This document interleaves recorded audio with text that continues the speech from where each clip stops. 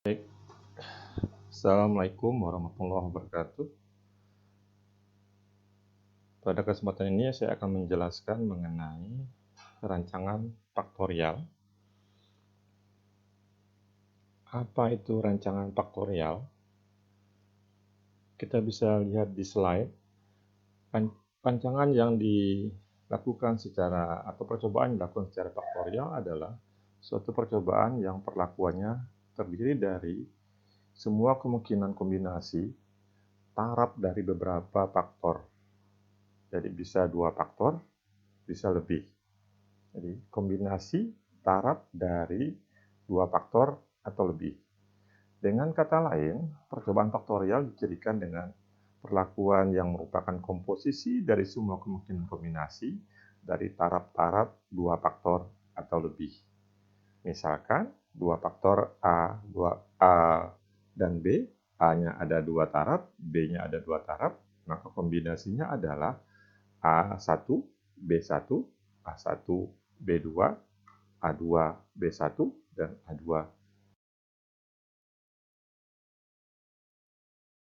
B2, taraf dari faktor. Tujuannya adalah melihat interaksi antara faktor yang dicobakan.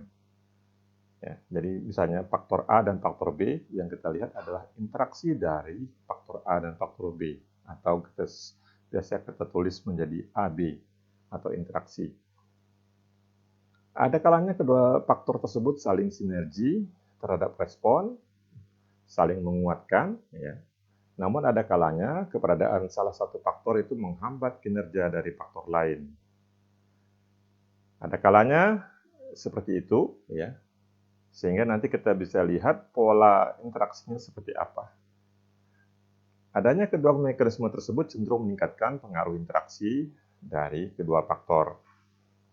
Keuntungan percobaan faktorial adalah mampu mendeteksi respon dari masing-masing faktor atau yang kita sebut sebagai pengaruh utama atau main effect, serta interaksi antara dua faktor, misalnya faktor A dan faktor B, atau kita sebut sebagai pengaruh sederhana, atau dalam bahasa Inggrisnya disebut sebagai simple effect. Oke. Ini adalah pola-pola interaksi yang sudah tadi saya singgung di depan. Ini adalah pola interaksi di mana faktor A berpengaruh nyata, faktor B berpengaruh nyata, dan interaksinya berpengaruh nyata. Sedangkan yang berikutnya pada sisi kanan, faktor A berpengaruh nyata, faktor B berpengaruh tidak nyata, sedangkan interaksinya berpengaruh nyata. Kemudian pada sisi bawah kiri adalah gambar menunjukkan bahwa faktor A berpengaruh tidak nyata, faktor B berpengaruh nyata, interaksi atau AB berpengaruh nyata. Kemudian slide ini menjelaskan bahwa faktor A tidak nyata, faktor B berpengaruh tidak nyata, tetapi interaksi A dan B berpengaruh nyata. Seperti ini. Kemudian slide berikutnya pada sisi kiri atas adalah faktor A berpengaruh nyata, kemudian faktor B tidak nyata, dan interaksi tidak nyata. Kemudian slide sisi kanan bawah adalah faktor A tidak nyata, faktor B nyata, dan faktor interaksi tidak nyata. Dan interaksi tidak nyata. Kemudian slide berikutnya adalah faktor A tidak nyata, faktor B tidak nyata, dan interaksi faktor A dan faktor B tidak nyata. Kemudian yang slide berikutnya adalah sisi kanan bawah adalah faktor A berpengaruh nyata, faktor B berpengaruh nyata, tetapi interaksi tidak nyata. Tidak ketemu. Oke, itu adalah penjelasan dari faktorial. Jadi, percobaan faktorial yang kita inginkan sebenarnya adalah interaksi dari dua faktor atau lebih yang kita lakukan. Oke, berikutnya saya akan menjelaskan mengenai pengelolaan penelitian atau percobaan yang dilakukan secara faktorial dengan rancangan lingkungan atau rancangan dasarnya adalah rancangan acak lengkap. Bagaimana prosesnya, bagaimana pengacakannya, model matematiknya, dan segala macam kita uraikan pada slide berikutnya. Ini adalah model matematik yang atas, ya, model matematik dari rancangan lingkungan, dari rancangan RAL, ya, satu faktor. YIJ mengenai mu plus tau I plus epsilon IJ. Hanya satu faktor saja. Hanya satu faktor saja. Jadi respon yang kita lihat adalah dari satu perlakuan saja, satu faktor perlakuan. Sedangkan interaksi respon yang kita lihat adalah dari faktor A, faktor B, dan interaksi. Oke, jadi ada perlakuan yang di faktor tunggal dipecah menjadi faktor A, faktor B, AB. Jika kita lakukan dua faktor. Kalau kita lakukan dengan tiga faktor atau lebih, maka kemungkinan kombinasinya menjadi lebih banyak. Oke. Ilustrasi dari percobaan faktorial secara RAL, ya. Penelitian tentang produksi tiga paritas, ya, yang kita simbolkan atau kita kodekan dengan V kapital, dengan taraf adalah V1, V2, dan V3, paritas 1, paritas 2, dan paritas 3, yang diberikan 4 dosis pupuk, ya, nitrogen, dengan N0, N1, dosis N2, dan dosis N3, sehingga jumlah kombinasi dari percobaan ini adalah 3 dikalikan 4. Sehingga dapat 12 kombinasi perlakuan. 12 kombinasi, ya, kombinasi dari paritas dan pupuk nitrogen. Setiap kombinasi paritas dan pupuk, ya, kombinasi, ya, ditanam pada petak lahan berukuran 2 kali 3 meter dan diulang sebanyak 3 kali. Karena diulang 3 kali, kombinasinya 12, maka kita peroleh sebanyak 36 unit percobaan. Atau 36 satuan percobaan. 12 dikali 3. Seluruh petak lahan yang digunakan dapat dianggap seragam. Jadi kalau RAL adalah homogen. Sifatnya adalah homogen. Di luar perlakuan adalah homogen. Ini kemungkinan kombinasi yang muncul misalnya pada 3 kali 4, V-nya paritasnya 3, ya, dan nitrogennya 4, ya, dari N0 sampai N3, maka kemungkinan yang kombinasi yang terjadi adalah B1 N0, B1 N1, B2 N2, B1 N3, B2 N0, B2 N1, dan terakhir adalah B3 N3. Sehingga ada 12 kombinasi. Setiap kombinasi diulang 3 kali menjadi 36 satuan percobaan. Dari 1 sampai 36. Jadi layout di dalam petakan di lahan adalah petak nomor 1 sampai petak 36. Kemudian bagaimana kita meletakkan perlakuan ini yang diulang masing-masing 3 kali ke dalam layout atau desain dari petakan percobaan di lapangan. Modelnya adalah cara diundi atau cara di random. Dengan cara di random menggunakan bilangan acak maksud saya. Bisa diundi dengan model arisan, ya, randomisasi dengan arisan, bisa di random dengan bilangan acak. Kita bisa kerjakan ini di Excel, ya, lebih mudah. Kita tempatkan saja perlakuan seperti ini. Kemudian kita sama dengan RAND, kurung buka, kurung tutup. Nanti kita dapat bilangan acaknya, kita kopikan sampai ke bawah, nanti baru kita disortir dari AZ atau Z ke A, dari kecil ke besar atau besar ke kecil. Sehingga diperolehlah tampilan layout di lahan seperti ini. Setelah kita lakukan randomisasi baik secara undian atau secara bilangan acak. Oke, setelah kita dapatkan seperti ini atau model begini, ini ilustrasi saja, maka kita masuk pada tabulasi data, ya, tabulasi data dari desain tadi, dari layout tadi, akan seperti ini. Ya, B1 sampai B3, N0 sampai N3. Kita ulangannya 3, kemudian N0 berapa, kalau ada sampelnya berapa, kita tulis di sini, sehingga kita bisa lakukan total untuk B1, total B2, dan total B3, total N0, total N1, total N2, dan total N3. Dengan kode seperti ini. Ini adalah tahapan analisis dari faktorial RAL. Ya, seperti biasa, seperti rancangan tunggal lainnya, nanti kita jelaskan di mana perbedaannya. Yang pertama adalah faktor koreksi, ya, sama seperti kita melakukan analisis secara manual pada rancangan tunggal, kemudian kuadrat total, kemudian kuadrat perlakuan, ya, dan kuadrat galat. Jadi faktor koreksi, JK total, JK perlakuan, dan JK galat kalau di RAL. Ya. Jadi faktor koreksi, total, perlakuan, galat. Karena yang di ANOVA-nya hanya perlakuan, galat, dan total. Hanya 3. Ya. 3 sumber keragamannya adalah perlakuan, galat. Ya. Kemudian total kita jumlahkan. Sumber keragamannya hanya perlakuan. Oke,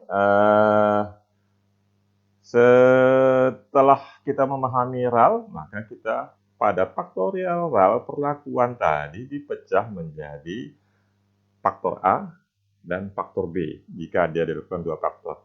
Maka faktor A kita cari jumlah kuadrat faktor A, jumlah kuadrat faktor B, dan jumlah kuadrat interaksi AB. Tambahannya di situ. Oke, tambahannya di situ. Jadi ada 3, A, B, dan AB.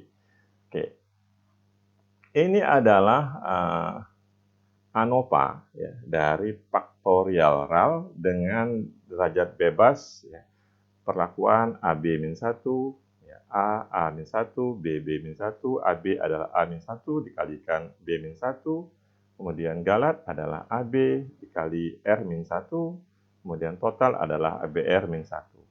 Ini pada faktorial RAL. Ya. Sedangkan JK, kita tinggal pindahkan datanya. Kalau kita sudah hitung, KT adalah JK dibagi DB, seterusnya hitung adalah KT perlakuan dibagi dengan KT galat. Misalnya KTA, ya KT faktor A dibagi juga galat.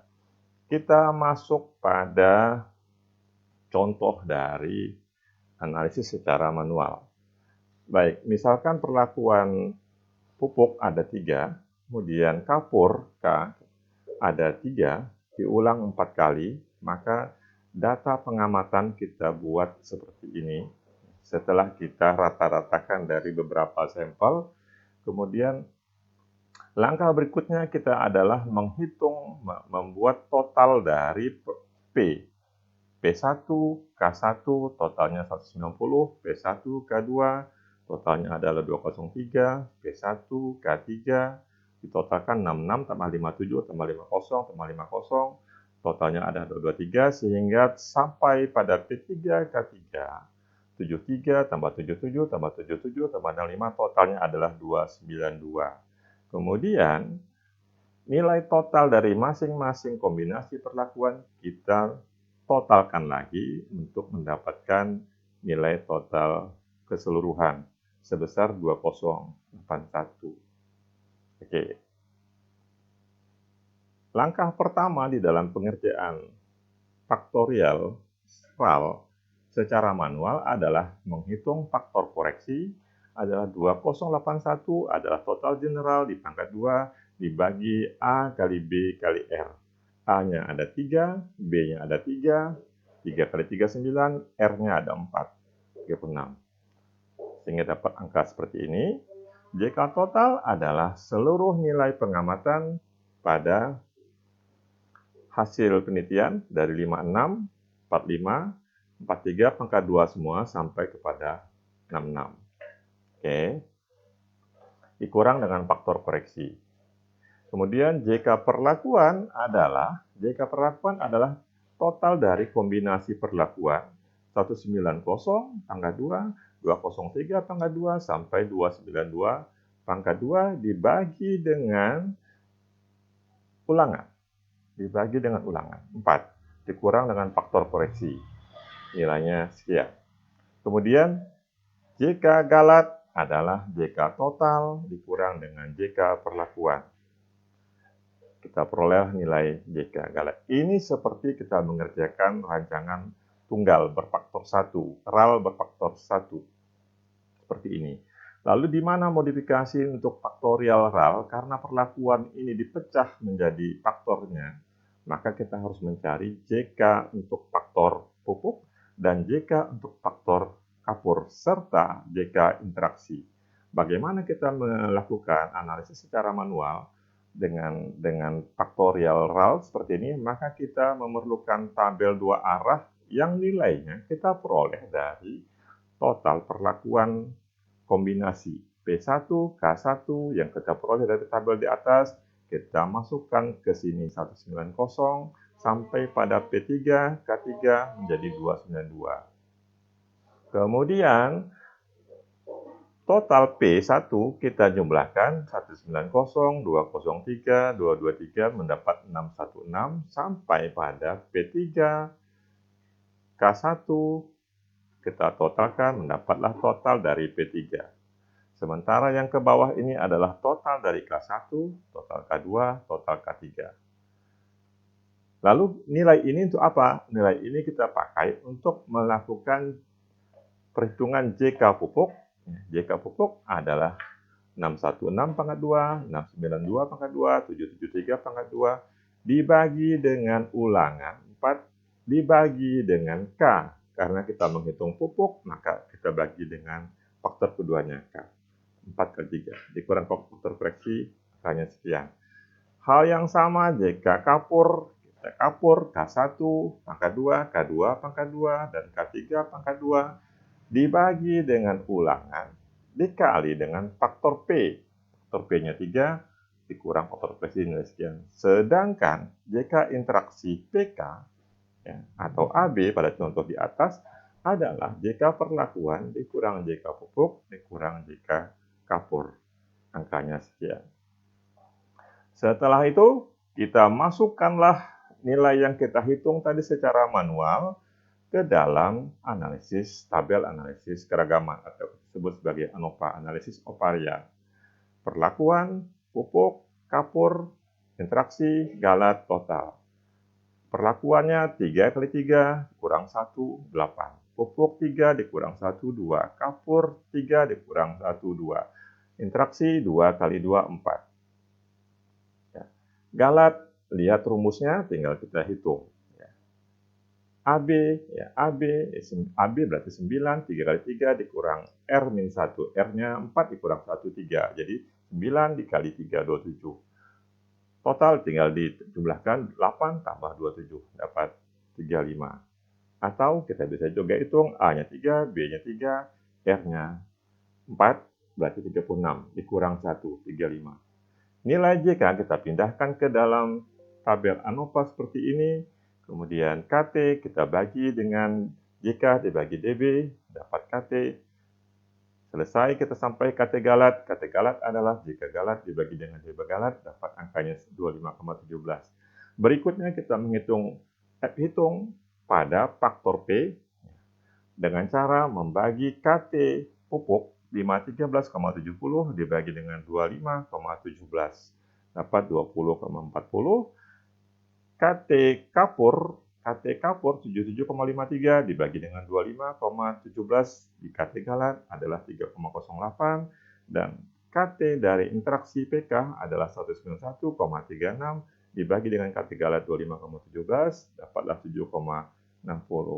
Selanjutnya perhitungan secara manual kita lanjutkan dengan mencari nilai F tabel 5% pada tabel F dengan DB perlakuan pupuk adalah 2 dan DB galat adalah 27.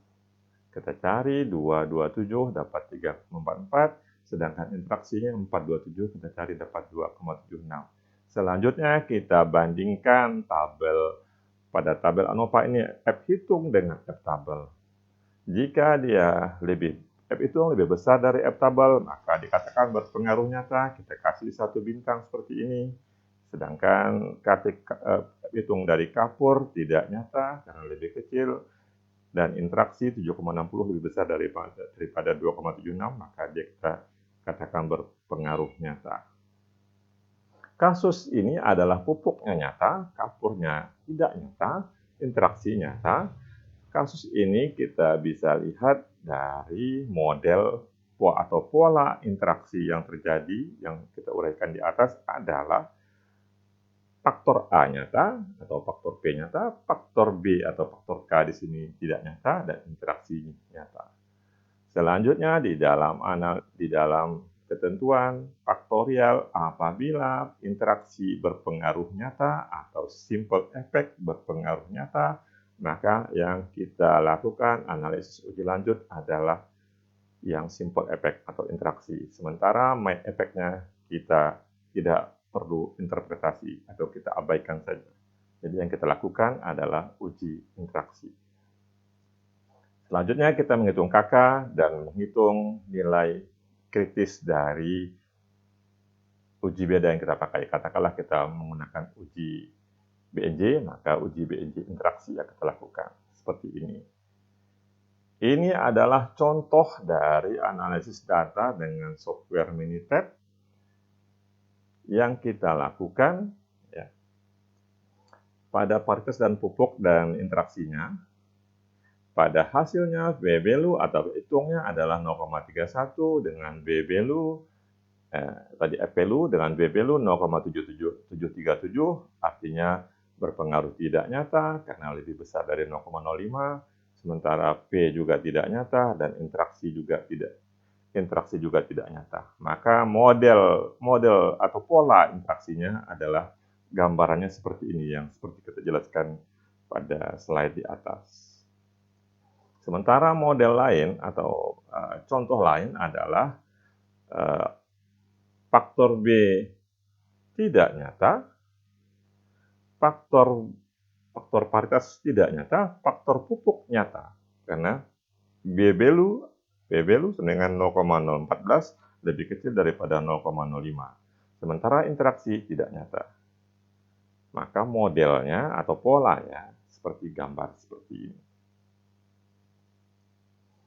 Kemudian ini adalah misalkan kita melakukan uji pada faktor main factor atau faktor utama.